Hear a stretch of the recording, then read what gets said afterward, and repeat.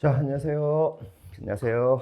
자, 김홍별리사입니다. 자, 오늘 하루 종일 강의하는 거죠, 그렇죠? 오늘 10시부터 예정은 뭐 10시 반까지 해놨는데 제 생각에 뭐 10시면 끝나지 않을까라는 생각이 듭니다. 자, 우리 하루 그 디자인 보법 최종 정리 강의고요. 자, 이제 오늘 강의 본격적으로 시작하기 전에 몇 가지 말씀드리고 들어갈게요. 자, 오늘 최종 정리 강의는요, 일단 뭐 여러분 잘 아시겠지만 최종 정리입니다. 그러니까 저희가 뭐 10개 맞는 목표로 본다면 10개 맞는 강의가 아니고 8개, 9개 맞기 위한 그런 강의예요. 그렇게 생각하시는 게 마음 편해요. 그러니까 그 디자인 보법 기본 교재가 있잖아요. 그 교재도 사실 되게 압축을 한 거죠. 우리가 디자인 보법을 제대로 공부하려면 조문 하나하나 다 봐야 되는 건데 그거를 압축해서 우리가 기본 강의로 한 10회 정도로 진행하고 있는데 그걸 또 압축해가지고 기출문제랑 또 섞어가지고 만든 거기 때문에 사실 굉장히 좀 압축한 거죠. 하지만 뭐 그래도 조문으로 하나하나 심사기준까지 판례까지 기출까지 다 넣은 거기 때문에 나름대로 이제 효율성을 가성비를 높이려고 하는 그런 강의다 이렇게 보시면 되겠습니다. 그래서 뭐 지금 시간적으로 여유가 있는 시점은 아닌 것 같지만 그래도 만약에 제대로 좀 공부하실 거라고 한다면은 꼭 기본 강의 같은 것들을 수강하시고 기본서를 좀 읽어보시는 게 좋습니다. 자, 그거 미리 말씀드렸고요. 교재 되게 얇죠, 그쵸? 한 90 몇 페이지죠? 96페이지인가? 예, 그 정도 되는 걸로 알고 있는데, 예, 95페이지까지 되네요, 그쵸? 이렇게 페이지 굉장히 압축한 요 안에는 일단 법 조문이 있는데, 법 조문 중에서 이제 특허랑 오버랩 되는 부분들은 생략을 했습니다. 그리고 기출 지문 중에서도 이제 엄청난 기출 지문이 많아요. 지금 한 219문제까지 나와 있는데 거기서 기출 중에서도 굉장히 중요한 지문들, 그러니까 법조문 그대로 나오고 이런 것들은 빼고 좀 중요한 내용들만 따로 밑줄로 표시해서 정리해 놨으니까 좀 이제 그 어떤 조문이나 어떤 해당 내용에서 좀 지문이 기출이 많이 됐는지 이런 것들 볼 수 있는 약간 강약을 조절할 수 있는 그런 내용이 있다 이렇게 보시면 되겠습니다.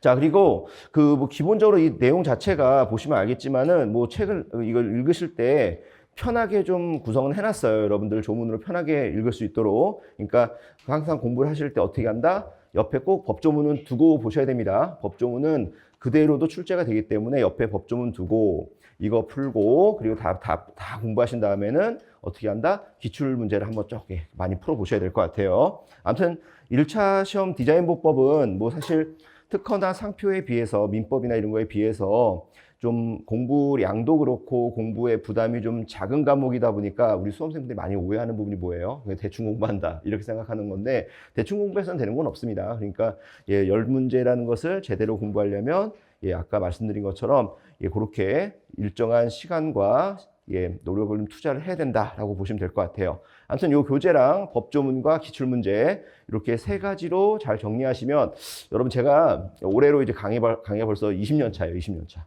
20년 차 하고 있는데 이 강의는 여러분 이 최종 정리 강의는 제가 딱 변리사 강의 합격하자마자 첫 번째 했던 그 해부터 강의했던 거예요. 똑같은 내용이에요. 그때 구성 그대로입니다. 법조문 그대로. 물론 내 내용이 바뀌었지만 그 이후에 좀 많은 분들한테 얘기를 듣기로는 뭐 이거 하나 있으면 된다 이런 말들 많이 들을 정도로 좀 신뢰도가 있는 강의입니다. 자, 그런 뭐 자부심을 갖고 있는 강의고요. 나름대로. 그러니까 여러분께서 오늘 하루 좀 힘드시더라도 집중해서 보시기 바랍니다. 자, 오늘 하루는 걸을 시간이 없어요. 그러니까 한번 졸거나 그러면 안 되는 겁니다. 바로 집중해서 이제 공부하시면 될 것 같아요. 자, 오케이. 자, 그러면 뭐 개정법 다 반영돼 있고 판례도 최근 판례랑 기출문제 다 반영돼 있고 자, 한번 오늘 강의 진행해 보도록 하겠습니다. 자, 볼게요. 자, 일단 1조부터 가보겠습니다. 이 페이지가 되겠고요. 자, 이 페이지 보시게 되면은 이제 법조 1조에 이제 목적이 나오는데요. 이 목적은 뭐 사실 뭐 시험에 나오는 건 뭐 제대로 나온다 이렇게 뭐 말씀 안 드려도 될 정도로 좀 쉬운 조문이죠. 자, 이 법은 디자인의 보호와 이용을 도모함으로써 디자인의 창작을 장려하여 산업발전에 이바지함을 목적으로 한다라고 나와 있습니다. 결국 이제 우리 디자인 보법도 산업발전이 그 목적이 되겠고요. 그렇죠? 그리고 보호와 이용, 디자인권자의 사적인 이익과 그다음에 이용이라는 것은 제3자의 실시까지도 고려돼서 궁극적으로는 그 어느 정도의 균형을 맞춰줘서 산업발전에 이바지함을 목적으로 한다라고 되어 있습니다.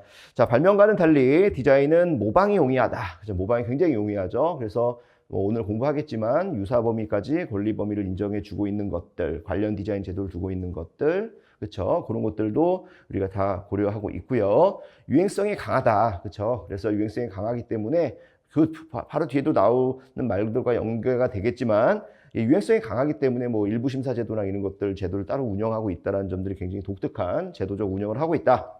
자, 권리 범위가 협소하다, 그렇죠? 그래서 권리 범위를 협소하기 위해서 아까도 협소한 부분들을 풀어주기 위해서 유사 범위 이런 것들을 인정해주고 있는 것들이 우리 디자인 보호법의 특징이고요. 그래서 그런 특징들 때문에 뭐 잘 아시겠지만 특허법하고는 다르게 약간 디자인 보호법은 우리만의 디자인 보호법만의 특유 제도를 운영하고 있고 사실 특허법과 겹치는 부분들은 여러분께서 충분히 특허법에서 공부하셨을 걸 믿고요. 그래서 디자인 보호법의 핵심적인 부분들만 좀 집중해서 공부한다 이렇게 보시면 될 것 같아요. 그래서 이제 여러분 절차적인 부분은 굉장히 비슷하지만 이게 내용적으로 좀 많이 다르고 접근하는 우리 대상 자체가 디자인, 발명 좀 다르잖아요. 그죠? 그렇기 때문에 그런 것들 때문에 사실 실무에서 굉장히 달라요. 실무에서 굉장히 다르지만 공부할 때는 그래도 조금 좀 부담이 덜 되는 그런 과목이다라고 보시면 되겠습니다. 자, 그래서 기출지문을 보시게 되면요. 특허법과 마찬가지로 디자인보호법은 창작자에게 디자인 등록을 받을 수 있는 권리, 즉 등록 전에는 아직 잠재적 권리죠. 디자인 등록을 받을 수 있는 권리를 부여하고, 자, 이를 기초로 선출원의 지위, 그다음에 디자인권 등을 부여하고 있다. 자, 그래서 선출원의 지위는 등록이 되면, 그죠? 그 이후에 출원된 것들에 대해서 후등록 배제를 시키는, 그죠? 후등록 배제를 운영하고 있고, 뭐 디자인권이라 하면 당연히 강력한 독점 배타권을 부여하고 있다. 이렇게 보시면 되겠습니다. 이런 약간 원론적인 내용들의 지문들도 나오고 있어요. 그러니까 뭐 조금은 어려운 지문은 아닌 것 같습니다. 자, 이제 2조로 넘어가 볼게요. 자, 2조가 굉장히 중요한 조문이죠. 그렇죠? 우리 디자인보호법의 디자인 어떻게 이해할 거냐. 자, 이게 정말 중요한 내용이고요. 자, 2조 이 법에서 사용하는 용어의 뜻은 다음과 같다. 자, 1호 디자인이란 물품 가로 열고 자, 물품이 아니지만 물품으로 포함시키는 개념 나오죠. 자, 그러니까 이제 우리가 여기 부분을 헷갈리면 말고 요거 많이 헷갈려 하시는데 물품 있어요. 그죠? 이제 이후에 공부하겠지만 독립성이 있는 구체적인 유체 동산이라고 보는 것이 우리 대법원 판례고요. 물품이 있는데 우리가 일반적인 법 감정으로 봤을 때 물품이라고 볼 수 없는 놈들이 있단 말이죠. 그게 뭐예요? 물품의 부분하고 글자체랑 화상인데 얘네들은 근데 보호의 필요성은 있어. 어디서? 우리 디자인 보호법에서. 맞죠? 그러니까 의제를 시켜주는 거죠. 그래서 물품 가로 열고 물품에 포함된다. 이런 법적 규정을 두고 있는 겁니다. 자, 그러면 정확히 얘기하면 어떻게 되는 거예요? 화상, 물품의 부분, 글자체 뭐예요? 우리 디자인보호법의 물품의 정의에는 부합하지 않지만 보호는 된다. 어디서? 디자인보호법에서. 이렇게 이해하시면 좋겠다. 자, 그리고 물품의 형상, 모양, 색채 또는 이들의 결합한 것으로서 시각을 통하여, 그죠? 시각성과 형태성을 얘기하고 있네요. 미감을 일으키게 하는 것을 말한다. 자, 그래서 미감이라는 것은 뭐 좀 이따 공부하겠지만 우리 디자인보호법에서 단순한 장식성, 아름다움을 얘기하는 것은 아니고 이제 기능적인 것들을 포함하고 있죠. 그래서 그런 내용을 다 포괄하는 디자인의 정의 너무너무 중요하고요. 우리 기출 뭐 지금 당장 오른쪽 페이지에 뭐 보이시겠지만 밑줄이 그냥 아주 난리를 치고 있습니다. 엄청나게 양이 많아요. 자, 오케이. 이후에서 보시게 되면 글자체의 정의를 하고 있습니다. 자, 글자체는요. 그 위에 보시게 되면은 물품 가로 열고 물품의 부분, 글자체 및 화상을 포함한다고 되어 있는데 뭐 물품의 부분은 사전적 정의가 필요 없는 것 같아요. 법의 정의에서 따로 두지는 않고 있어도 될 것 같은데 자, 글자체라는 것은 우리가 여러 가지 좀 해석이 갈릴 수가 있기 때문에 우리 법에서 명문 규정을 두고 있네요. 그렇죠? 그래서 글자체라 함은 기록이나 표시 또는 인쇄 등에 사용하기 위하여라고 나와 있습니다. 그래서 기본적으로 글자체는 뭐다? 우리가 일반적으로 얘기할 때 뭐예요? 폰트라고 하는 거 있죠. 폰트라고 하는 거. 그런 걸 말하는 거예요. 그래서 우리가 어떤 프로그램 같은 거, 아레아 한글이나 이런 데서 사용하는 그런 폰트들을 말하는 거고, 그 안에서 우리가 언어적 체계를 갖고 있는 것들을 말하는 거죠. 그러니까 이게 정보 전달을 위한 수단이라는 걸 전제하고 있습니다. 그 다음에 이제 공통적인 특징을 가진 형태로 만들어진이라고 나와 있죠. 그래서 글자체는 정말 다양하게 구성되어 있죠. 우리나라 한글만 해도 자음과 모음이 있고, 영어도 대문자가 있고 소문자가 있고 일본도 히라가나가 있고 가타카나가 있고 이런 것들인데 나름대로 그 논리 체계 안에서 공통적인 특징을 보여준다라는 것을 얘기하는 겁니다. 우리가 딱 하나의 물품 문자가 있는 게 아니기 때문에. 그렇죠? 자, 그리고 한 벌의 글자꼴이라고 했습니다. 뭔가 세트 단위라고 얘기를 하는 거죠. 그래서 숫자, 문장보, 기호 등 우리가 뭔가 그러니까 정보 전달을 위한 것들을 다 포함한다라고 보고 있고요. 이때 한벌의 글자꼴은 좀 이따 보겠지만 언어적 체계로서 지금 만들어지고 있죠. 그래서 한글과 영문자, 뭐 숫자 이런 것들이 하나의 일 디자인으로, 일 글자체 디자인으로 묶여 있다라고 보시면 되겠습니다. 자, 이후에 2에서는요. 자, 이제 화상의 정의가 나오죠. 자, 이제 화상이라는 것은 디지털 기술 또는 전자적 방식으로 표현되는 도형, 기호 등 이렇게 나와 있습니다. 자, 그래서 우리가 소위 디지털 도형이라고 하죠. 우리 디지털 방식으로 우리 휴대폰이나 TV나 뭐 태블릿이나 이런 데서 등장하는 그 수많은 디지털 도형들을 전제로 하는데 그 안에서 이제 다 보여되는 것이 아니라 어떤 거요? 기기와의 연계성.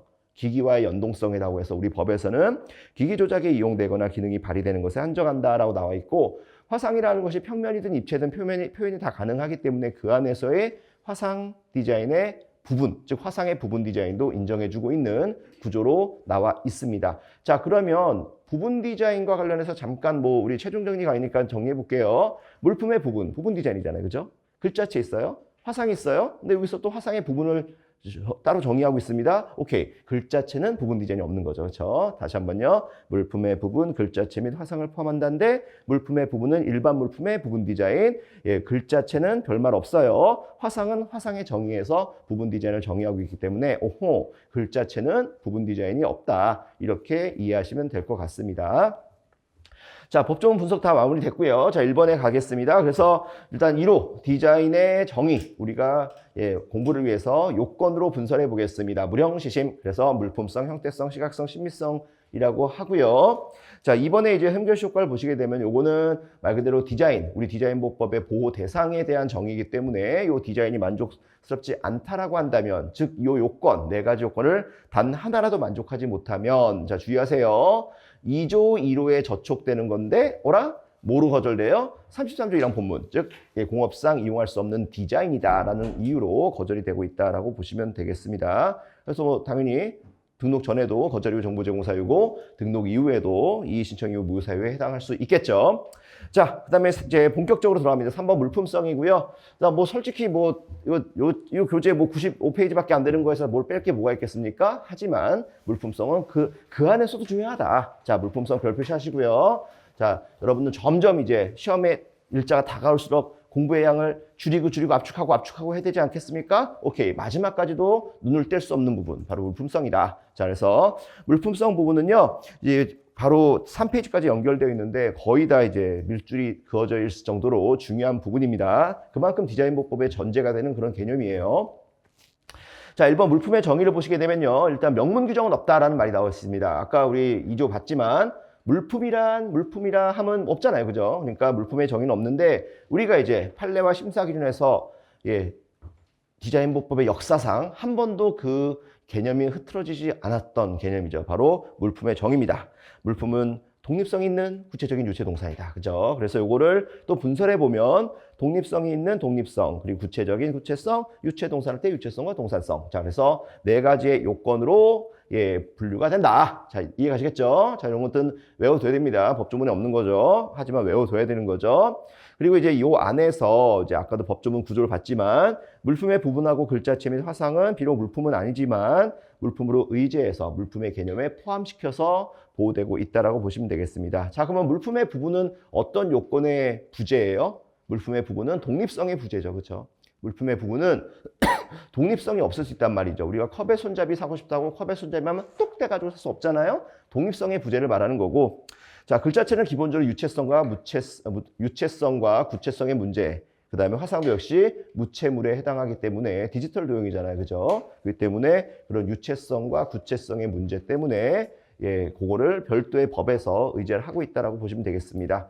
그리고 여러분 이제 지금 현재 입법 예고가 나와 있어요. 우리 변리사님들은 다 알 텐데, 저희 변리사 입법 예고안이 저희 변리사회로 딱 넘어와서 이제 변리사한테 전체 뿌려지거든요. 아마 내년에 대개정이 있을 것 같아요. 이제 뭐 대개정. 그러니까 그냥 개정이 아니고 대개정. 오케이. 그러니까 제가 이 얘기를 하는 이유가 뭐예요? 이번에 빨리 붙어라. 그렇죠? 그게 제일 중요하다는 겁니다. 아마 내년 2차까지 영향을 줄지는 모르겠어요. 하지만 아무튼 간에 대개정이 있으면 또 디자인보법 공부가 확 또 바뀌는 거니까 양이 많아지고 힘들어질 테니까 아무튼 여러분께서 그런 거 알아두시고 올해 꼭 좀 합격하시기 바랍니다. 자, 이제 5번에 양가루 2번에 물품성 흠결 예를 보도록 하겠습니다. 자, 일단 박스는요, 여러분들 헷갈리지 않게끔 박스는 심사 기준을 중심으로 정리해 놨어요. 심사 기준은 왔다리 갔다리 하고 있잖아요. 근데 이제 그거를 표로 정리해 놨습니다. 그래서 물품성이 없는 예와 있는 예를 나눠 놨고 왼쪽을 먼저 보고 그다음에 오른쪽을 본다. 그래서 왼쪽에서 물품성이 없는 것들에 대한 나열, 근데 그걸 어떻게 지금 의지해주고 있는지 그걸 보는 겁니다. 자, 하나하나 보겠습니다. 자, 일단은 일반적인 부동산이죠. 그렇죠? 일반적인 부동산. 그래서 우리가 한증막 사건에서도 얘기했었지만은 이런 현장 시공성, 뭔가 어딘가에서 만들어서 가지고 오는 그런 개념이 아니라 그 자리에서 땅 파고 다 뼈대도 만들고 막 시멘트도 붓고 이런 현장 시공성이 있는 부동산, 일반적인 부동산들은 물품성이 없다라고 보고 있습니다. 뭐 확고한 입장이에요. 그렇죠?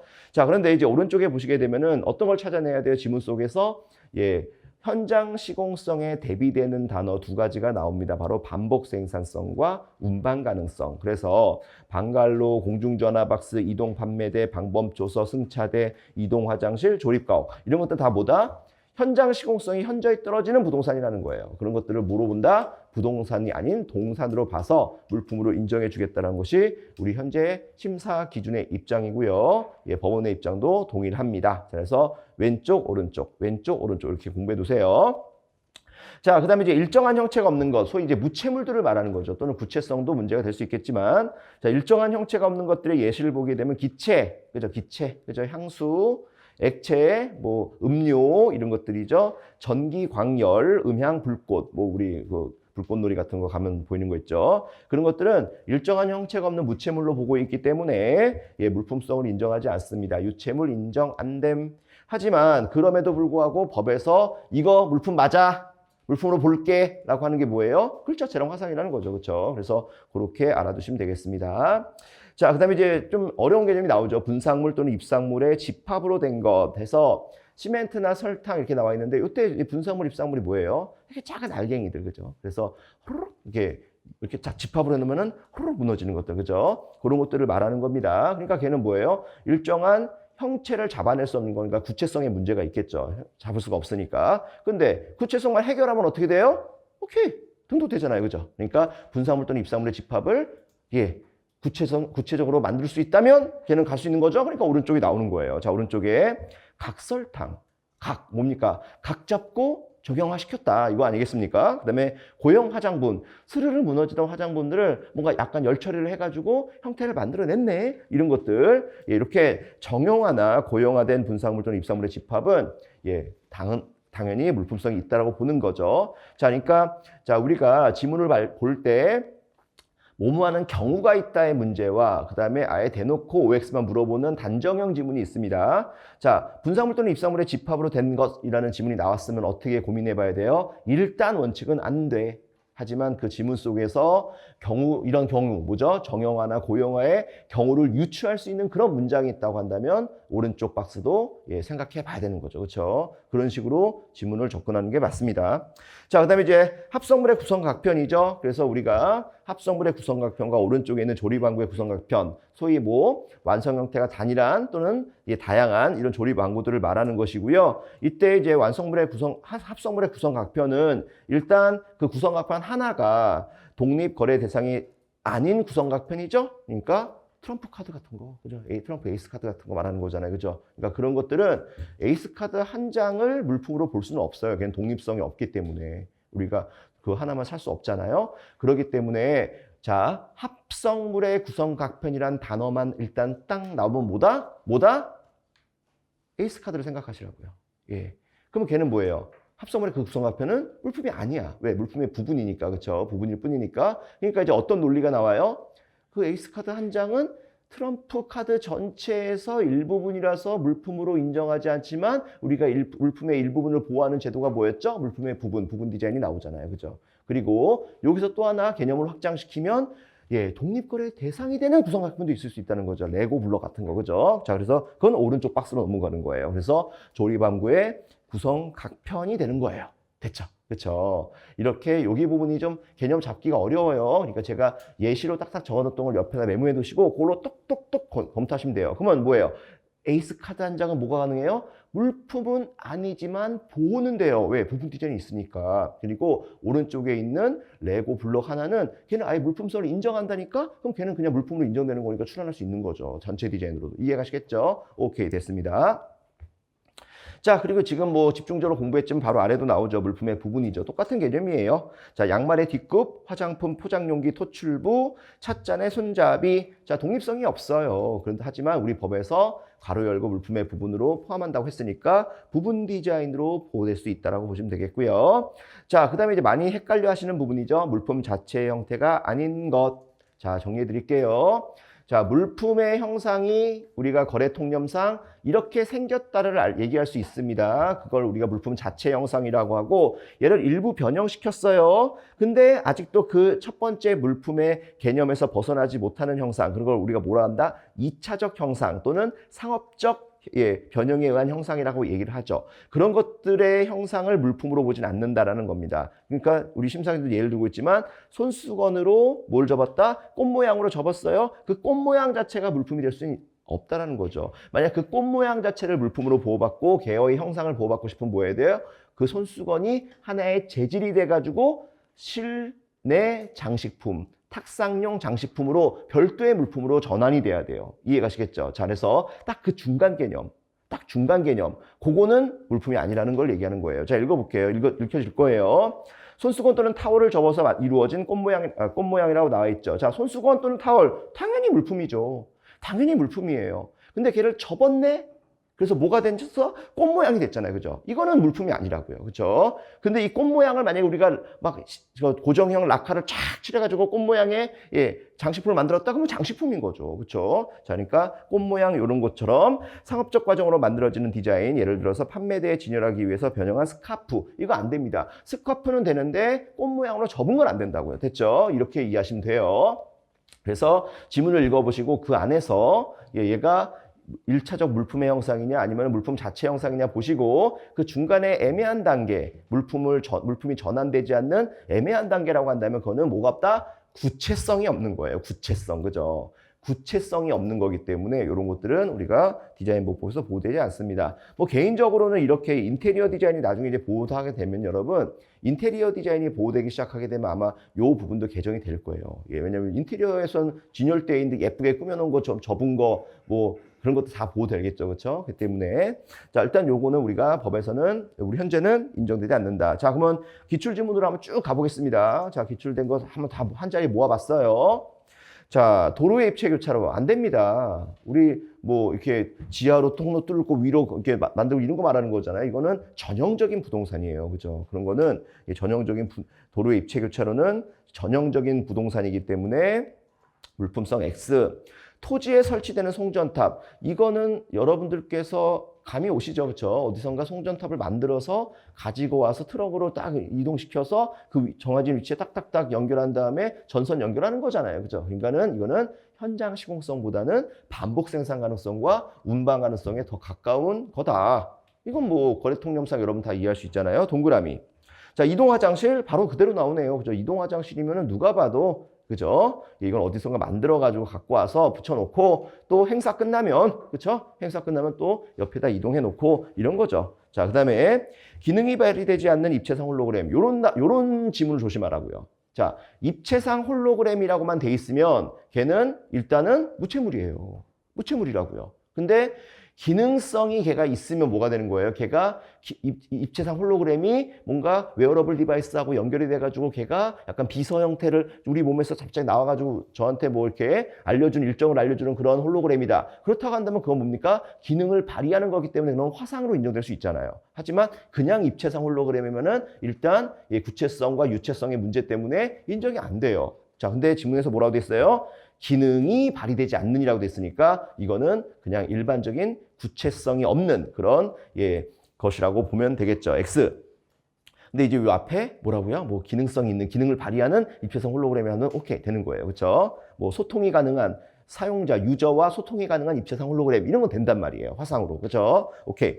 자, 그다음에 투명한 용기에 담은 음료라고 나와 있죠. 자, 투명한 용기에 담은 음료. 요거 좀 집중해서 볼게요. 이거 너무 질문이 많이 들어와요. 자, 일단 이거는 뭘 물어봤어요? 음료를 물어봤잖아요. 음료는 액체입니다. 이건 구체성이 없어요. 예, 무체물이기도 하고 안 됩니다. 자, 근데 투명한 용기에 담은 음료라고 되어 있는데 이걸 어떤 분들이 질문을 많이 하시는데 여러분 만약에 이 지문이 음료수를 담고 있는 용기라고 하면 어떻게 될까요? 이거 돼요. 된단 말이에요. 왜? 용기를 물어봤잖아. 그러니까 디자인 출원할 때도 여러분 내용물이 예컨대 예쁜 뭐 빨간색 음료가 들어갔다고 칠게요. 근데 그 빨간색도 그 음료수 용기의 디자인의 한 구성 요소가 될 수 있기 때문에 음료수를 담고 있는 용기는 당연히 디자인 등록돼요. 왜? 용기이기 때문에. 하지만 여기서 물어본 건 뭐예요? 음료를 물어봤잖아요. 그러니까 음료니까 안 되는 거예요. 자, 여기서 이제 주목. 여기서 중요한 건 뭐냐면 간혹 이런 걸 일디자인 일출원주의랑 관련해서 자꾸 저한테 물어봅니다. 부가적 물품이 아니냐. 이 용기가 부가적 물품이 아니냐 이렇게 얘기를 합니다. 근데 맞아요. 그러니까 용기로 보호된다고요. 이해 가시겠죠? 그러니까 다시 한번 강조합니다. 지문 자체가 음료 자체를 물어보면 그거는 절대 안 돼요. 하지만 음료가 들어가 있는 용기를 물어보면 그거는 뭐 일리자인 일출원지도 문제되지 않고 물품성도 문제되지 않아요. 오해 없으시기 바랍니다. 오케이, 됐어요. 이거는 X. 자, 이것도 말은 길지만 투명한 용기에 담아 그 전체적인 형상, 모양, 색채 또는 이들의 결합을 파악할 수 있게 한 칵테일 음료. 안 돼요. 칵테일 음료이기 때문에. 예, 칵테일 음료를 담고 있는 용기, 오케이, 괜찮아요. 그럼요. 예, 됐죠? 그러니까 오해 없으시기 바랍니다. 향수도 안 돼요. 향수 용기는 당연히 가능하죠. 하지만 향수는 예, 정말 예쁘게 봐줘도 기체고 액체예요. 걔는. 그죠? 그렇기 때문에 향수도 안 됩니다. 자, 포장한 상태의 내의. 자, 이것도 잘 보자고요. 자, 내의 물품이에요. 포장한 상태라고 하면 뭐예요? 그 내의 기본적 1차적 형상을 뭐로 한 거예요? 변형한 거죠. 2차적으로 변형한 형상을 우리가 뭐라고 해요? 포장한 상태라고 하는 거잖아요. 그죠? 그렇기 때문에 이거는 아까 얘기했던 그 2차적 형상에 해당해서 등록이 안 되는 겁니다. 예. 포장한 상태의 내의는 2차적 형상이라서 안 되는 거예요. 자, 그 다음에 예, 또 비슷하게 나왔어요. 기출지문이 사각 형태로 접은 형상 및 모양의 와이셔츠. 와이셔츠 된다니까요. 근데 사각 형태로 접은 게 문제인 거예요. 그렇죠? 자, 그 다음에 X. 독특한 방식으로 만들어지는 포장 형태. 이것도 포장 형태 자체는 물품도 특정되어 있지 않기 때문에 설령 물품을 포장지라고 특정할 수 있다 하더라도 포장한 형태는 예, 등록이 안 된다고 다시 한번 강조하겠습니다. 포장한 상태 내의. 사각 형태로 접은 형상 및 모양의 와이셔츠. 독특한 방식에 따라서 예, 방식에 의한 포장 형태. 셋 다 똑같은 논리예요. 이해 가시겠죠? 자, 그 다음에 이제 찹쌀로 만든 떡, 우리 식품 디자인 보호되고 있잖아요. 그죠? 떡 당연히 됩니다. 근데 찹쌀로 만들었다고 반대할 이유가 있나요? 재료 있잖아요. 재료. 그죠? 그럼 뭐 의자는 뭐예요? 나무로 만들었으니까 안 되는 겁니까? 안 되는 거잖아요. 그죠? 그런 논리 없습니다. 찹쌀로 만든 떡은 그냥 우리 식품 디자인 떡이에요. 자, 그 다음에 아이스 캔디. 당연히 되죠. 그죠? 자, 캔디라고 하면은 뭔가 이게 분상물, 입상물의 집합 같은 느낌인데 걔에다 열 처리해가지고 꽁꽁 고형화 시켰잖아요. 오케이? 그러니까 아이스 캔디 되고요. 그리고 서서히 녹는 거 괜찮습니다. 자, 초콜릿바 괜찮아요. 초콜릿바 얼마나 이쁜 초콜릿바 요즘 많아요. 그죠? 맞나요? 아무튼 간에 초콜릿바 음식품 디자인 됩니다. 자, 그다음에 시간의 경과에 따라 이거 봐. 우리 수험생들을 헷갈리게 하려고 괜히 이런 말들 적고 있는데 시간 경과에 따라서 변질되어서 일정한 형상을 유지할 수 없는 아이스 캔디. 앞에 있는 말들은 다 여러분 함정에 빠뜨리라는 표현이죠. 결국 뭐예요? 아이스 캔디 물어본 거잖아요. 아이스 캔디는 내가 먹을 때만 멀쩡하면 돼요. 먹고 나서 사라지든 먹고 나서 녹든 뭔 상관이에요. 그렇죠? 오케이. 자, 그다음에 입상물을 고용한 고용사탕 된다고요. 그렇죠? 이것도 아까 심사 기준에서 유추할 수 있습니다. 얼음으로 만든 장식물 당연하죠. 얼음으로 만든 장식물 녹을 것 같아 안 될 것 같아. 뭘 그런 논리가 어디 있어요. 녹으면 안 된다 그런 거 없잖아요. 그죠? 그러니까 우리가 그 장식물을 볼 때에 얼음으로 돼 있든 말든 걔가 일정한 형상으로 보여줄 수 있으면 오케이가 된다. 자, 상품권, 뭐 현대백화점 상품권, 신세계백화점 상품권 다 가능하죠. 물론 상품권은 예, 2차적 형상이니까 앞면, 뒷면밖에 없겠죠. 자, 그 다음에 판화를 인쇄한 달력, 당연히 가능하고요. 뭐 판화라는 것이 뭐 저작권이 있냐 없냐 따질 필요는 없어요. 그냥 그런 게 그려져 있는 달력이니까 달력으로 봐주시면 되겠습니다. 그다음에 형상이 연속하는 철사 또는 털실, 이거 두 번 지문이 나왔거든요. 자, 여러분 형상이 연속하는 철사와 털실, 요거랑 아까 어떤 거랑 비교해야 돼요? 포장된 상태의 내의하고 비교해 보시라고요. 포장된 상태의 내의는 내의라는 물품을 포장하게끔 접은 거니까 2차적 형상이지만 여기서 형상이 연속하는 철사는 뭐예요? 철사가 있는데 철사를 형상이 연속하게끔 2차적으로 바꾼 거예요? 아니면 철사나 설실 자체가 형상이 연속한다는 거예요? 1차적 형상에 대한 표현이에요. 1차적 형상에 대한 설명이기 때문에 이거는 뭐다? 예, 괜찮다. 그냥 털실이다. 철사다. 이렇게 보셔도 무방하다. 됐죠? 오케이. 자, 그러니까 헷갈리시면 안 돼요. 자, 그 다음에 동물 박제. 예, 동물 박제는 자연물을 구성 주체로 하기 때문에 예, 뭐 공업상 이용 가능성이 없다고도 볼 수 있겠고 더 나아가서 물품이라고 보기도 어려울 수 있죠. 자, 유리공예 작품. 자, 여러분 여기서 유리공예까지는 여러분이 흔들려야 돼요. 이거는 이거 아직까지는 답이 안 는데 라고 생각해야 되지만 작품이 나오는 순간 날리면 돼요. 그죠? 자, 우리 디자인 보법은 저작권법이 아니에요. 그렇기 때문에 작품을 보호하는 거 우리 디자인 보법은 전혀 관여하지 않고요. 오히려 작품이란 단어가 들어가는 순간 그 디자인은 무조건 거절됩니다. 작품 왜? 공업상 이용 가능성은 뭐를 전제로 한다? 대량 생산을 전제로 하고 대량 생산은 뭐예요? 하나하나를 작품이라고 보지 않아요. 물품이라고 보는 겁니다. 이해가시겠죠? 그러니까 도자기도 여러분 도자기 된다니까요. 하지만 도자기 작품이 되어버리면 안 돼요. 우리 디자인 보법은. 절대로 안 됩니다. 오케이. 자, 그 다음에 냉장고 도어용 손잡이. 자, 냉장고 도어용 손잡이는요, 걔가 뭐 분리가 되면 부품도 될 수 있고, 냉장고 관점에서 보면 뭐예요? 부분 디자인이기도 하잖아요. 오케이. 됩니다. 자, 그 다음에 품종을 개량한 장미꽃. 이것도 자연물이기 때문에 일단 공업성도 문제가 되고요. 디자인 보법 물품으로도 인정되지 않을 가능성이 높습니다. 그래서 장미꽃도 안 된다. 이렇게 보시면 되겠습니다. 자, 그래서 일단 여러분 요 양가로 이번에 물품성 흠결례 집중해서 봤거든요. 기출문제 그만큼 많이 나왔다는 거예요. 제가 빼먹은 거 하나도 없어요. 그러니까 요거 집중해서 봐주시고요. 요것만 잘 이해하시면 다른 건 문제 없다. 자, 그 다음에 이제 바로 양가로 3번 부품으로 가겠습니다. 부품도 중요하죠.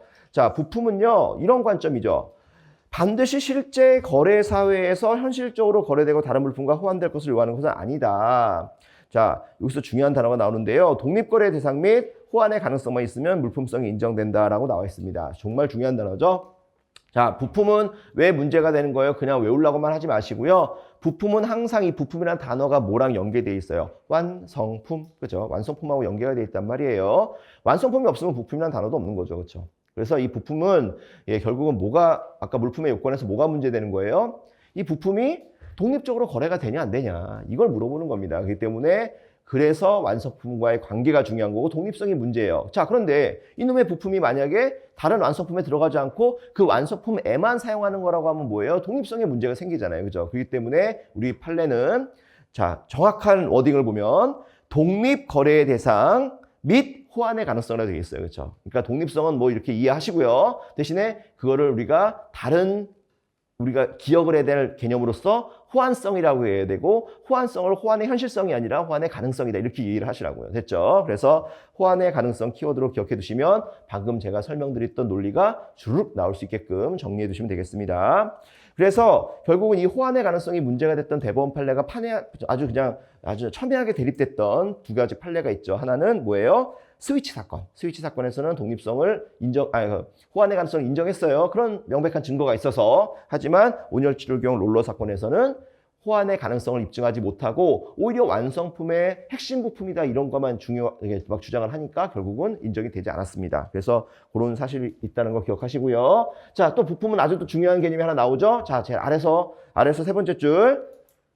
경제적으로 한 개의 물품으로 독립하여 거래 대상이 되는 부품에 대해서는 자, 여기까지 얘기했으면 뭐야 이건? 얘는 그냥 일반 독립적인 전체 디자인이에요. 맞잖아요. 근데 부분 디자인으로도 등록받을 수 있는 경우가 있죠. 왜? 부품이 완성품 관점에서 보면 뭐예요? 물품의 부분이니까. 그렇죠? 그래서 부품은 독립성 및 호환의 가능성이 있으면 독자적인 물품이 된다니까요. 전체 디자인 출원 가능하다니까요. 근데 걔를 어디다가 완성품에 똑 붙인 다음에 그 다음에 걔를 완성품을 기준으로 부분 디자인도 가능하다는 거죠. 자, 대표적인 자동차 바퀴 생각해 보세요. 자동차 바퀴는 자동차 바퀴만 따로 거래가 되고요. 거래될 수 있어요. 당연히 휠 박살나고 펑크 나면요. 맞죠? 그러니까 독립적인 거래가 된단 말이에요. 그런데 걔가 자동차의 관점에서 본다면 걔는 분명히 자동차에 결합된 부분이잖아요. 그죠? 그러니까 부분 디자인과 전체 디자인 모두 출원이 가능하다. 이런 관점에서 해석을 해주시면 좋을 것 같습니다. 이해되셨죠? 자, 그러면 이제 물품성에서 파생되는 아주 중요한 개념인 부분 디자인으로 들어가겠습니다. 자, 참고로 여러분 쉬는 시간은 제가 좀 임의로 할게요. 예, 여러분들 저와 이게 장기적, 오늘 하루 빡세게 하는 강의니까 여러분의 상태와 저의 상태를 다 고려해서 판단해 보도록 하겠습니다. 오케이. 자, 네 번째 이제 부분 디자인 가겠습니다. 자, 부분 디자인 또는 제가 이퀄, 물품의 부분이라고도 정리해 놨는데요. 제가 이렇게 제목에다가 적어놓은 이유가 있어요. 여러분 지문을 볼 때 정말 물품의 부분으로서, 즉 물리적 관점에서의 물품의 부분을 얘기하는 건지 아니면 제도적 관점에서 우리 디자인 보법의 부분 디자인을 얘기하는 것인지가 이게 혼용되고 있어요. 지문에서. 자, 그러니까 항상 부분이란 단어, 공통적으로 쓰이고 있는 단어죠. 부분이란 단어가 나오면 제도권 하에서의 부분 디자인 제도를 얘기하는 건지 실제 물품의 부분을 얘기하는 건지를 잘 해석하셔야 됩니다. 이해가시겠죠? 자, 부분이란 단어가 나오면 항상 거기에 집중한다. 자, 1번 의미 취지를 보시게 되면요. 자, 물품의 부분이란, 자, 물품의 전체 중에 일정한 범위를 접하는 부분의 형태로서 당의 물품에 있어서 다른 디자인과 대비 대상이 될 수 있는 부분을 말한다 라고 나와 있습니다. 그래서 우리가 어떤 특정 물품의 일정한 부분, 폐쇄된 영역, 그거를 얘기한다 이렇게 보시면 되겠고요. 예를 들어서 기출됐던 지문으로서 예시를 한번 풀어보면 양말의 뒷굽이나 뭐 커피잔의 손잡이, 병의 주둥이, 화장품 포장용기 토출부, 안경테의 귀걸이 부분 같은 물품의 부분 이렇게 나와 있죠. 그래서 요 예시들을 쭉 보시면 되겠습니다. 자, 그러면 여러분 여기서 예시에서 굉장히 독특한 전제가 나오죠. 얘네들 뭐예요? 다 독립성이 없는 것만 예시하고 있잖아요. 그러니까 이런 경우에는 물품의 부분은 어떤 개념이에요? 물리적 개념의 부분, 물품의 부분의 개념이에요. 그렇죠? 근데 아까 제가 뭐라고 했습니까? 부품은 뭐라고 했어요? 완성품의 관점에서 뭐가 가능하다? 부분 디자인 추론 가능하다고 했잖아요. 그때는 뭐예요? 부분 디자인의 관점이 제도적 관점에서 얘기를 하는 거고. 그래서 예시와 그다음에 단어, 앞뒤 문장 이런 것들을 다 감안해서 제도권상의 부분 디자인인지 아니면 실제 독립성이 없는 물품의 부분을 얘기하는 건지 구별하길 바랍니다. 자, 그래서 결국은 부분 디자인을 보호된다고 말씀드렸고요. 자, 이번에 이제 성립 요건 들어가겠습니다. 이 성립 요건은 법에는 정의가 되어 있는 건 아닌데요. 예, 판례와 심사 기준으로 확립된 법리다 이렇게 보시면 되겠습니다. 자, 방가로 1번. 부분 디자인에 대상이 되는 물품이 통상의 물품에 해당할 것이라고 나와 있습니다. 그래서 물품의 부분 디자인은, 물품의 부분, 소위 부분 디자인은요, 반드시 그 전제가 됐던 물품, 요게 우리가 바로 전에 공부했던 뭐에? 독구, 유동에 해당해야 됩니다. 그쵸? 그리고 화상일 수도 있고요. 그쵸? 글자체는 안 된다고 했고요. 그쵸? 그런 걸 말하는 거예요. 그래서 이 경우에 디자인에 대상이 되는 물품이 기계에 의한 생산 방법 또는 수공업적 방법에 의하여 반복적으로 양산될 수 있어야 한다. 그렇죠. 그래서 우리 동업성까지도 갖춰야 된다라고 보면 되겠죠. 일반적인 물품이니까. 자, 두 번째 2번에는 물품의 부분의 형태라고 인정될 것이라고 나와 있습니다. 자, 물품의 부분의 형태로 인정된다. 이게 너무 뻔한 내용 같아서 잘 이해가 안 되죠. 그래서 우리 심사 기준은 반대예 두 가지를 얘기하고 있어요. 반대예로 공부하면 되겠죠? 맞죠? 자, 그러면 두 번째 어떤 내용이 있는지 볼게요. 자, 물품의 형상을 수반하지 않는 모양, 색채 또는 이들을 결합한 것만을 표현한 것이라고 나와 있습니다. 자, 거기 첫 번째 예시가 나왔어요. 형상 없이 모양과 색채 또는 이들을 결합한 것만을 표현한 것들, 이런 거는 뭐라고요? 안 된다고요. 왜? 형상이 없으면 물품이 없는 거잖아요. 그죠? 도면에다가 하트 하나 딸랑 그려놓고 이게 자동차의 일부분이다. 이렇게 안 된다고 이런 거예요. 이해가시겠죠? 자, 그래서 그런 걸 뭐라고 한다? 모양 또는 색채만의 이들만을 결합한 것만을 표현한 것. 그러니까 여기서 이제 만이라는 단어가 되게 중요한 단어예요.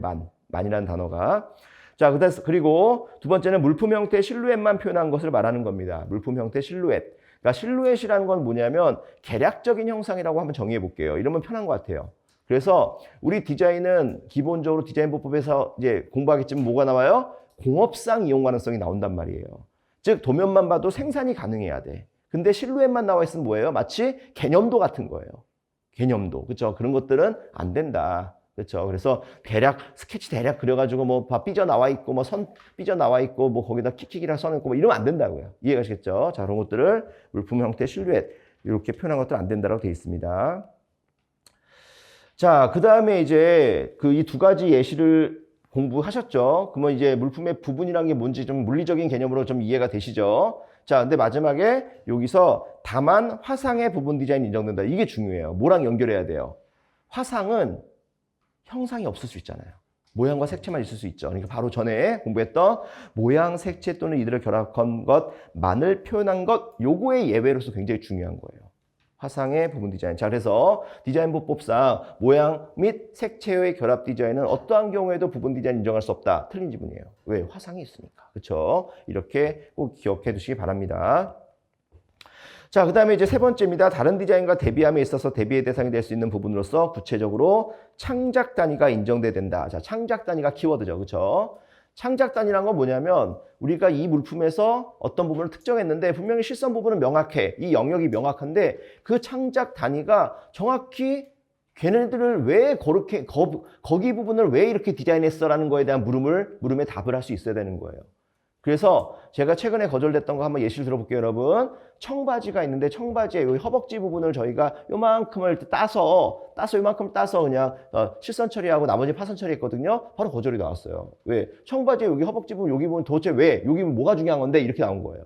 근데 이제 저희는 실물 제품을 보여드렸죠. 여기 부분만 이렇게 무늬가 들어가 있다 이렇게 얘기해서 통과됐는데, 예, 만약 청바지 부분이라 한다면 정말 다리 부분만, 아니면 여기 벨트 부분만, 아니면 여기 뭐 앞쪽만, 아니면 주머니 부분만 이렇게 딱 특정이 돼야 되는데 그게 아니라 여기 허벅지 부분을 딱 일정 이렇게 표시하니까 어떤 영역인지 창작 단위를 잘 이해를 못 하신 거예요, 심사관님. 이해 가시겠죠? 그런 개념이에요. 그러니까 어떤 특정한 물품에 있어서 그 창작 단위에 대한 우리가 물음, 즉 여기 부분을 왜 이렇게 만든 건데? 라고 했을 때 답을 하지 못하면 그건 창작 단위가 명확하지 않은 거예요. 그러면 다른 디자인과 비교하기도 어렵잖아요. 그죠? 오케이. 자, 그게 바로 구체적인 창작 단위라는 개념으로 이해하시면 돼요. 자, 그리고 이제 요거는 최근에 개정된 거라서 여러분 헷갈리시면 안 되니까 하나 더 넣어놨어요. 한 번의 물품 디자인에 관한 부분 디자인도 등록이 가능하다. 옛날에는 이게 뭐였냐면은 한 번의 물품 디자인은 부분 디자인이 불가능하다였단 말이에요. 근데 이제 최근에 한 2년 전에 개정됐기 때문에 요거는 이제 언젠가 빼겠죠, 4번은. 하지만 지금은 중요하기 때문에 놔둘게요. 한 번의 물품 디자인도 그 구성 물품에 대해서 또는 그 구성 물품의 부분에 대해서 부분 디자인이 가능합니다, 이제. 그렇죠? 자, 그거까지 같이 기억해 두시면 좋겠습니다. 자, 그래서 기출지문을 보시게 되면요. 이건 이제 예전에 한 번의 물품 디자인이 부분 디자인 제도를 인정하지 않았던 그 시절의 문제입니다. 근데 이제 제가 바꾼 거죠, 이제. 법이 바뀌었으니까. 한 번의 나이프, 포크, 스푼을 구성하는 각 물품의 손잡이 부분이 공통적인 특징을 가진 한 번의 물품 디자인에 대해서 부분 디자인 등록을 받을 수 없다. 이게 옛날에는 동그라미였다고요. 근데 지금은 현행법은 인정되니까 X가 된 거예요. 됐죠? 이렇게 이해하시면 되겠습니다. 자, 그럼 부분 디자인 출원 어떻게 하느냐? 자, 출원 시 유의사항이 되겠습니다. 자, 방가루 1번. 자, 출원서에 반드시 부분 디자인 표시해야 되는 거죠. 자, 요거 중요하죠. 그죠? 부분 디자인 표시한다는 거. 요거 안 하면 바로 거절돼요. 요거 표시 안 하면. 자, 왜? 우리 디자인법법은 전체 디자인을 원칙으로 하고 있으니까. 됐죠?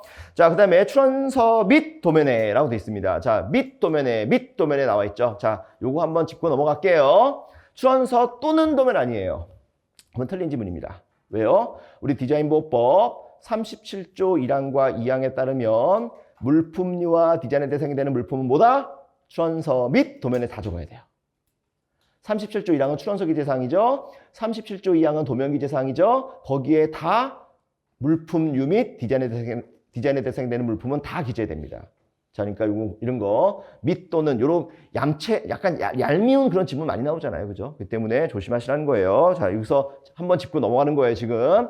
출원서 및 도면이어야 됩니다. 또는이면 안 돼요. 맞죠? 자, 출원서 및 도면에 독립거래 대상이 되는 물품명을 기재한다. 오케이, 좋아요. 좋습니다. 자, 근데 이때 주의할 건 뭐냐면 부분의 명칭을 기재할 수 없다라는 거예요. 자, 그래서 커피잔의 손잡이 부분, 커피잔의 손잡이 이런 거 안 되고요. 커피잔이라고 하고 손잡이 부분, 즉 내가 보호받고자 하는 부분은 도면으로 특정하는 거죠. 그죠? 이하 도면으로 특정하는 겁니다. 자, 물품명은 그래서 물품의 부분 명칭은 인정되지 않고 독립거래 대상이 되는 물품 명칭이 인정된다. 요거 하나 기억해 두시기 바랍니다.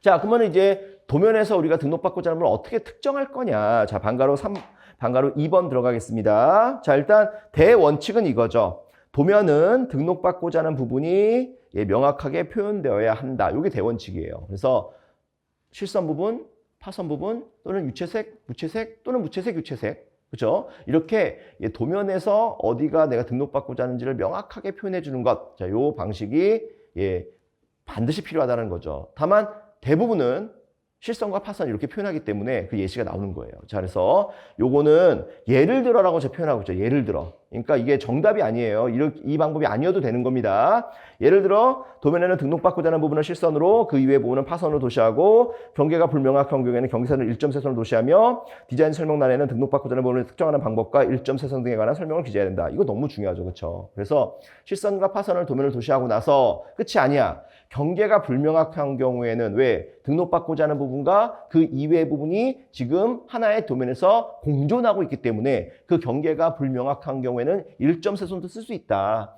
자, 그런데 중요한 건 또 뭐냐면 이 도면 안에 등록받고자 하는 표현들, 즉 실선, 파선, 1.3선 이런 것들이 우리는 그런 의도지만 제3자는 이해 못할 수도 있잖아요. 그렇기 때문에 반드시 뭐가 들어가야 된다? 디자인 설명란에 그에 대한 설명을 적어주라는 겁니다. 이거는 어떤 방법이든 마찬가지예요. 내가 유채색, 무채색으로 하든 무채색, 유채색으로 하든 뭐든 간에 그렇게 권리 요구와 권리 불요구 부분에 대한 명확한 설명이 필요하다. 어디에? 디자인 설명란에. 이거는 뭐 너무나 당연한 거죠. 자, 또한 이제 부분 디자인 출원 시 도면에 가름해서 디자인의 사진 또는 견본을 제출할 수 있다. 이제 여러분의 허를 찌르는 거예요, 이게. 그러니까 부분 디자인 출원이면 왠지 도면만 제출할 것 같아. 이런 이 공부량이 짧은 사람들은 그런 오해를 한단 말이죠. 아니에요. 사진 견본도 다 부분 디자인 출원할 수 있습니다. 사진도요, 전체 디자인 사진 찍은 다음에 포토샵으로 다 표현할 수 있어요. 그렇죠? 견본도 마찬가지. 견본도 뭐 페인트질 하면 되는 거잖아요. 그죠? 아니면 붓으로 칠하면 되는 거죠. 그렇기 때문에 자, 부분 디자인도 도사견, 도면, 사진, 견본 모두 표현할 수 있습니다. 자, 부분 디자인이니까 도면만 제출해야 된다 이런 건 없어요. 자, 오해하지 마시고요. 자, 네 번째. 자, 디자인권의 효력입니다. 자, 디자인권의 효력은 당연히 동일 유사한 물품을 전제로 등록받고자 하는 부분의 형태가 동일하거나 유사한 디자인에 효력이 미친다고 되어 있습니다. 자, 이때 등록받고자 하는 부분, 그 부분의 형태를 본다는 점에서 뭐예요? 사실 권리 범위가 굉장히 넓어지는 거죠. 하지만 부분 디자인의 그 형태가 아무리 유사하다 하더라도 물품이 비유사하면 그건 뭐다? 전혀 다른 디자인으로 취급이 됩니다. 자, 그래서 보시게 되면 형태가 아무리 동일 유사하더라도 물품이 비유사하면 부분 디자인권에 효력은 미치지 않는다. 냉장고의 손잡이와 자동차의 손잡이는 다르다는 거예요. 이해가시겠죠? 아무리 그 손잡이가 똑같이 생겼다 하더라도. 오케이, 됐습니다. 이렇게 권리 부분 디자인 끝났고 그 다음 뭐예요, 여러분? 글자체잖아요. 그죠? 아까 물품 가로 열고 물품의 부분에 글자체를 포함한다고 돼 있었죠. 자, 여러분 글자체만 하고 쉴게요. 첫 시간이니까. 여러분들 또 강의 마음에 안 들어서 가셔야 될 분도 있고 하니까. 그렇죠? 맞죠? 농담입니다. 자, 갈게요. 글자체만 할게요.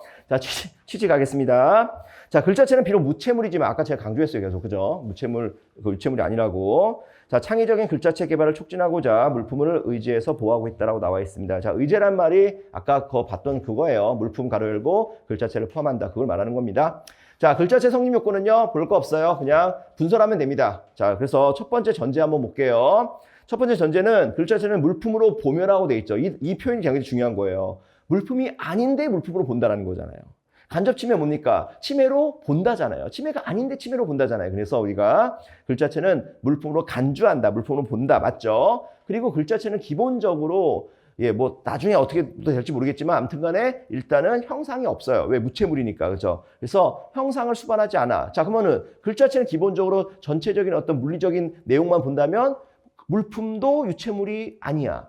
형상도 없어. 그럼 뭐만 남아요? 모양과 색채만 남잖아요. 그죠? 그래서 모양과 색채만의 디자인 보호법상 보호되는 경우가 있다 하면 뭐예요? 글자체의 예시를 생각하시면 돼요.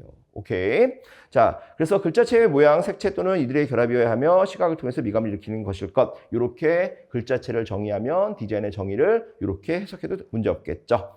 자, 갑니다. 자, 2번, 3번, 4번은 뭐예요? 우리 아까 공부했던 2조 1호의 2조 2호였나요? 2조 2호 글자체 정의를 분설한 거죠. 갑니다. 자, 첫 번째 방가로 2번. 기록이나 표시 또는 인쇄 등에 사용하기 위한 것일 것. 요 의미는 뭐냐면 기록이나 표시 또는 인쇄 등에 사용하기 위한 실용적 목적이 아닌, 그러니까 실용적 목적이 아닌 미적 감상의 대상으로 의도로서 창작된 서예, 회사 상품의 이름 등을 표상하기 위한 조립 문자인 로고, 이런 건 안 된다는 거예요. 그래서 여기서 정말 중요한 단어는 키워드는 뭐예요? 실용적 목적이라는 거예요. 실용적 목적. 이게 뭐예요? 정보를 전달하는 글자체로서의 본연의 기능, 정보를 전달하기 위한 그 본연의 기능을 가져야 되는 거지, 그냥 단순히 예쁘려고 하는 서예체나 뭐 로고나 이런 거는 글자체가 아니라는 거죠. 그건 다른 방식으로 디자인 출원을 해야 되는 거죠. 자, 방가로 3번입니다. 공통적인 특징을 만들어진 것. 그래서 요거는 글자체들 간의 통일과 조화를 이루도록 만들어진 한 벌의 글자꼴들을 말하고, 여기서 공통적인 특징을 가진 형태란 개개의 글자꼴들이 지닌 모양, 규모, 색채, 질감 등이 서로 비슷해서 시각적으로 서로 닮았거나 같은 그룹으로 보이는 형태를 말한다라고 나와 있죠. 그래서 사실 이제 자음과 모음에서 당연히 희응하고 아는 틀리죠. 하지만 같은 아계열, 같은 이계열, 얘네들은 다 똑같겠죠. 그렇죠? 그래서 그런 어떤 공통점을 말한다는 거죠. 자, 뭐 이거는 뭐 어려운 내용은 아니고 중요한 내용은 아닌 것 같습니다만. 자, 그 다음에 이제 4번에 보시게 되면 한 벌의 한글 글자꼴, 한 벌의 영문자 글자꼴, 한 벌의 기타 외국 문자 글자꼴, 한 벌의 숫자 글자꼴, 한 벌의 특수기호 글자꼴 등등등 다 가능하다 이렇게 나와 있습니다. 그래서 우리는 글자체 디자인이라 함은 글자꼴 하나하나가 아니라 이렇게 개개의 글자꼴 등 간의 공통적인 특징을 가지고 만들어진 한 벌 전체로서의 조합을 말하는 겁니다. 그래서 이 글자체 디자인 아까도 제가 강조했었죠. 자, 한 벌의 물품 디자인은 한 벌의 글자체 디자인은 부분 디자인으로는 인정되지 않는다. 요거 기억해 두세요. 신나게 지정 글자 도면 보기 문장 도면 제출하면서 거기다가 김웅만 등록받겠다 이런 거 안 된다는 거죠. 그렇죠? 오케이. 자, 출원시 의상 갑니다. 방가로 1번. 자, 글자체는 18류에 해당하면 항상 심사 출원이다 라고 나와 있습니다. 18류 1, 2, 3, 5, 9, 11, 19류 안 들어가네요. 그죠? 그러니까 항상 심사 출원이고요. 뭐 갑자기 글자체 디자인에 대해서 뭐 누구든지 이의 신청을 할 수 있다면 다 틀린 거예요. 그죠? 자, 그래서 그런 것들은 미리 기억해 두세요. 여러분 뭐 그냥 지금 정리하죠. 뭐 이거 최종 정리가 아니니까. 그죠? 아까 물품의 부분은 어땠어요? 물품의 부분은 부분 디자인 같은 경우는 물품이 아직 특정되어 있지 않잖아요. 그러니까 그 물품에 따라서 심사일 수도 있고 일부 심사일 수도 있죠. 글자체는요. 항상 18류죠. 그러니까 항상 심사 출원이에요. 화상은요. 14류잖아요. 항상. 그러니까 항상 심사 출원이에요. 화면 디자인은요. 화면 디자인은 물품의 부분에 표현된 화면 디자인이니까 물품이 아직 특정되지 않았죠. 물품이 뭐냐에 따라서 달라지는 거죠. 그렇죠? 이런 식으로 접근하시면 된다고요. 그렇죠? 자, 오해 없으시기 바랍니다. 자, 방가로 2번에 한글, 영문자 등등 각각의 한 벌의 글자꼴을 구성하고요. 자, 방가로 3번에 보시게 되면 정당하지 않은 물품 명칭입니다. 한번 쭉 읽어볼까요? 한번 읽어보면 또 기억에 남겠죠. 한글 글자체를 그냥 한글이라고 기재한다. 안 됩니다. 그렇죠? 안상수체, 해움체 이런 것처럼 뭐 출원인의 이름이나 뭐 거래명 이런 걸 기재하는 것들, 소위 이제 고유명사를 붙이는 것들 말하는 거죠. 그런 거 안 되고요. 그러니까 안상수체, 해움체 이런 거는 나중에 등록받고 민간에서 팔 때 그렇게 브랜딩하면 되잖아요. 그죠? 근데 이거를 우리 물품명에다 쓰는 건 아니라는 거죠. 여러분 이런 말이 우리 수험생분들도 되게 이런 예시가 굳이 없어도 될 것 같은데 이런 거 왜 이렇게 있는 걸까 이렇게 생각하잖아요. 실무에서는요, 정말 많아요. 정말. 예, 정말 많습니다. 제가 안 된다고 해도 해달라고 하는 사람 되게 많아요. 안 된다고. 자기 이름 꼭 붙이고 싶다고. 안 된다고요. 해도 고집이 센 분들이 많아요. 예, 그래서 거절돼봐 이제 정신을 차리는 거죠. 그렇죠? 오케이. 자, 그 다음에 3번. 도면은 영문자 글자체를 도시하면서 물품 명칭은 한글. 이건 바본 거고요. 그냥 바보예요. 자, 그래서 이런 경우도 있을 수가 있습니다. 왜 그런 거냐면 한글 글자체나 영문 글자체 이런 거를 다 같이 동시에 출원하는 사람이 되게 많으세요. 예, 우리처럼 영문하고 한글하고 숫자 같은 거는 3개 출원해야 된다, 별개 출원해야 된다 이런 거를 모르고 그냥 글자체면 다 글자체라고 생각하시면 굉장히 많습니다. 오케이. 자, 그 다음에 기출지문입니다. 그거 중요한 내용입니다.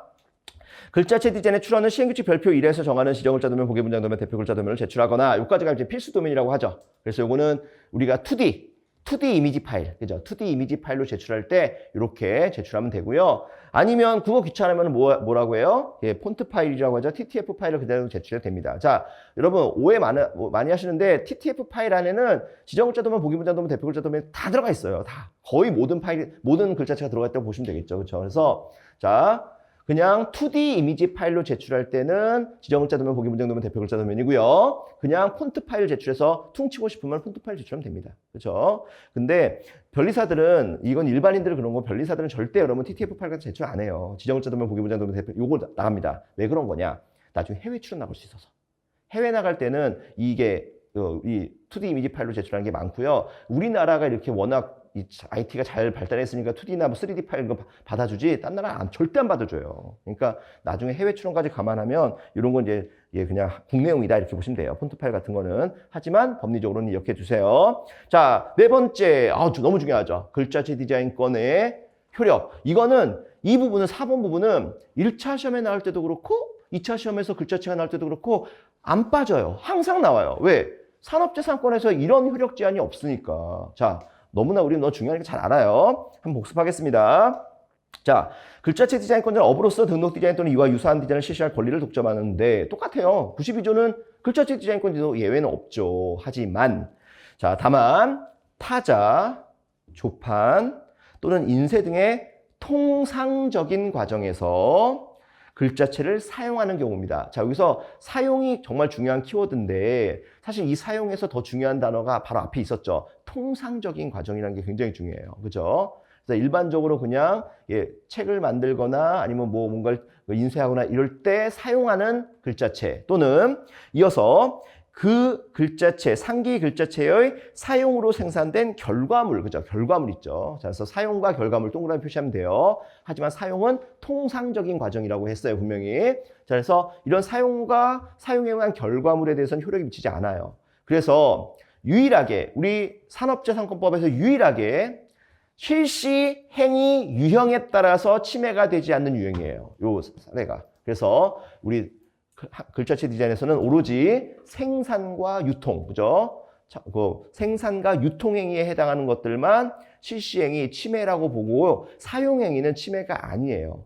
예, 그래서 그런 이유는 글자체가 워낙 이 정보 사회에서 중요한 역할을 하기 때문에 그 흐름을 사적인 권리인 디자인권으로 제한하는 것은 산업 발전에 이바지할 수 없는 거기 때문에 그런 겁니다. 이해 가시겠죠? 하지만 여러분이 절대 오해하시면 안 돼요. 그렇다고 해서 사용한 사람은 디자인권 효력이 미치지 않으니까 디자인권자가 아무런 조치를 취할 수 없다가 아니고요. 실시행위는 독립의 원칙이에요. 실시행위 독립의 원칙 잘 알죠? 자, 실시행위 독립의 원칙에 의해서 사용을 하기 위해서는 반드시 뭐가 전제가 돼야 돼요? 누군가 사용하는 사람이 있다면 생산자가 있어야 되고 무단 생산자가 있어야 되고 무단 유통자가 있어야 된단 말이에요. 오케이. 그러니까 사용자만 못 건드리는 거지 생산자와 유통자는 건들 수 있다는 개념입니다. 이해 가시겠죠? 오케이. 10분 쉬었다 하겠습니다. 정확히 11시 6분에 뵙겠습니다. 7분에 뵙겠습니다. 여러분 죄송해요. 정말 죄송해요. 뒤에 기출지문 하나 있어요. 자, 볼게요. 자, 죄송합니다.